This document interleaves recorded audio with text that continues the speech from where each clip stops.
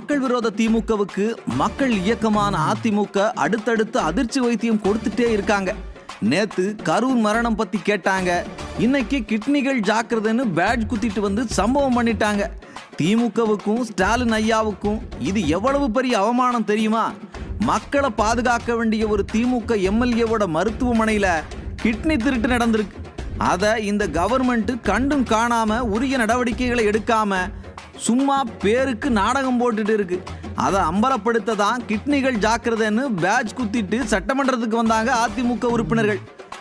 உள்ள போய் இந்த கிட்னி திருட்டு சம்பந்தமா எதிர்க்கட்சி தலைவர் பேச ஆரம்பிச்சதும் நேரலையே கட் பண்ணிட்டாங்க.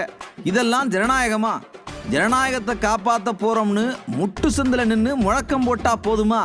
எதிர்க்கட்சி தலைவர் பேசினதை ஏன் நேரலையில காட்டல? ஏன் பயப்படுறீங்க? ஐயா ஸ்டாலினும் அவரோட கட்சிக்காரங்களும் மட்டும் பேசுறத காட்டுறதுக்கு எதுக்கு சட்டமன்றம்? அவங்க கட்சி ஆபீஸ்ல உட்கார்ந்து மாறி மாறி பேசிக்க வேண்டியதானே?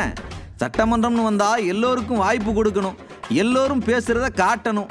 இந்த கவர்மெண்ட் எங்க அம்பலப்பட்டுடுவோமோன்னு பயத்துல இருக்கு.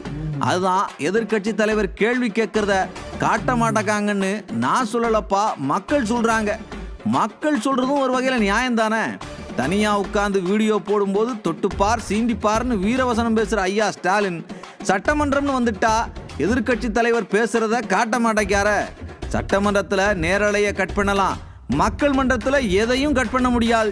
இனி இருக்கிற 7 மாசமும் மக்கள் மன்றத்துல கேள்விகளை வைப்போம், பதில் சொல்லாம எப்படி எஸ்கேப் ஆகுறாங்கன்னு பார்ப்போம்.